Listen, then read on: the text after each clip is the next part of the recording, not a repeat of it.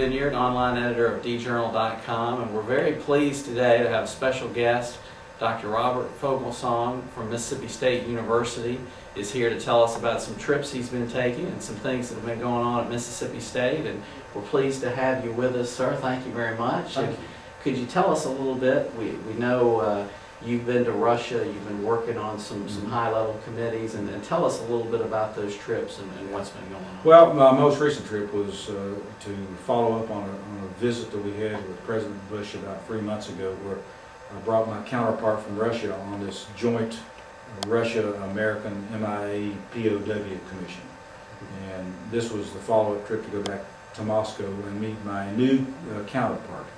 They had appointed a three-star general to be the co-chair on their side, and so I wanted to go over and kind of lay out a roadmap ahead, if you will, for where I thought we ought to go in the future to take this joint commission forward and to try to start working again in a more productive way on identifying where remains may be, or the final resting place of Americans that were interred in the Soviet Union many years ago, in some cases decades ago. And so that's what the trip was about. It gave me a chance to be over there actually on election day, believe it or not. It was a little bit unlucky in that I got there on election day, which was of course huge international news that President Putin's party won by a vast majority. And so it'll be interesting to see how that form of democracy unfolds over the next year or so. You've had a lot of experience in world affairs. What about the situation there and going on now? What do you see happening? Russia is incredibly wealthy from a natural resource perspective, and they're incredibly rich in intellectual capacity, and they have great work ethic. The Russians are very patriotic. 20 million of them were killed in World War II defending the motherland. And they see themselves now as striving to become a superpower again. And to a degree, I believe they blame us, the United States, for their demise as a superpower. But now Russia is awash in oil money. They have a lot of petroleum. They produce about as much petroleum as Saudi Arabia, and they're the second biggest producer in the world of natural gas. So they've paid off their international debt effectively, and they are now exercising a lot of muscle in different parts of the world where frankly the United States is creating a void. We're occupied, in fact preoccupied, with Iraq and Afghanistan, a world that we have vacated. And the Russian people now are in great support of Putin. I mean, they see Putin as the leader to bring them back. He is, in a sense, redefined democracy over there. It's not our definition of democracy anymore. It's a much more narrowly defined definition. But the Russian people are willing to accept that because their quality of living is going up, their pride in their nation is going up, it feeds their patriotism, and allows them to move forward, in their view, with Mother Russia. What about at Mississippi State now? A lot of exciting things happening with enrollment and different things, a bowl game coming up. Right. Can you give us kind of a state of state right now? Yeah, I can, and I told some people this earlier today. We've got some challenges in 2008. It's a delightful dilemma to be in. We have the largest enrollment we've ever had, and for us to surpass that will be a challenge for us. And so I've challenged our recruiting office and our alumni office and our scholarship office and all those functions that team together to help us recruit to continue going forward and moving forward and growing. So that'll be a challenge for us this year, I believe. I think it'll be a challenge for us to continue down this path of every year gathering more research money. We had a record year last year in research money, $186.5 million, most we've ever had in any single year. I think it'll be a challenge to continue to do that. And so I've challenged our researchers to continue reaching out and looking for productive ways to help the state and the nation through research. But that'll be a challenge for us, no doubt. And then there's the perpetual challenge as a land-grant institution of participating in economic development across the state.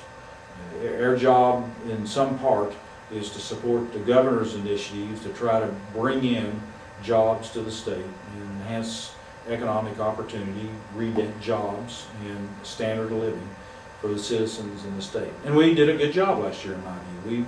We were able to work in a lot of different areas in the state and help bring in corporations and opportunities.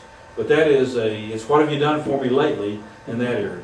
And so every year you have to re-energize yourself to go do those things. Everybody's obviously excited with the football season. Go Dogs. I'm sure you're ready for Memphis. And Yeah. what about that season and what it meant for the school and everybody else? Well, first of all, I thought it was a statement about the character of those young men on that team.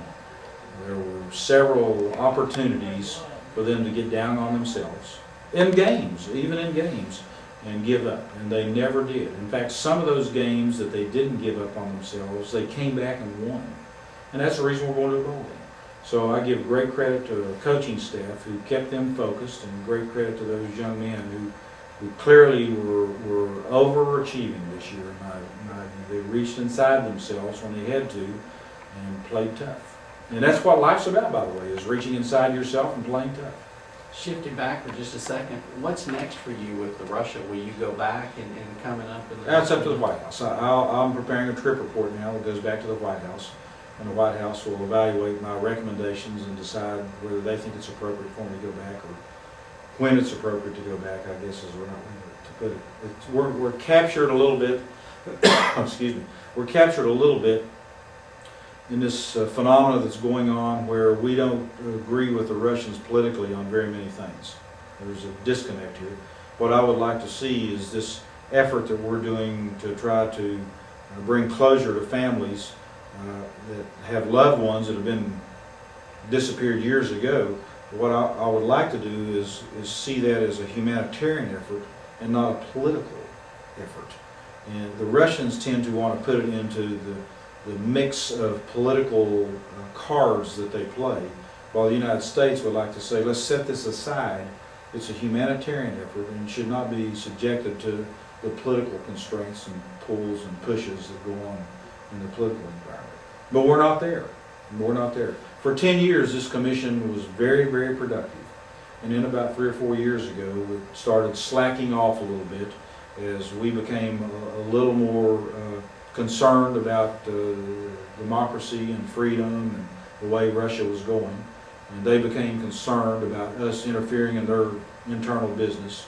And so it is really not as productive as it used to be. And so what I'm hoping is that this trip was an opportunity to generate a roadmap ahead that we can both sign up to. Well, thank you, Dr. Foglesong, so much for your time, and we appreciate your talking about some international affairs and Mississippi State. My pleasure. You can also watch more about this on WTVA on the Focus program at 5 p.m. on Saturday. So thanks again, and thank you for joining us. My pleasure.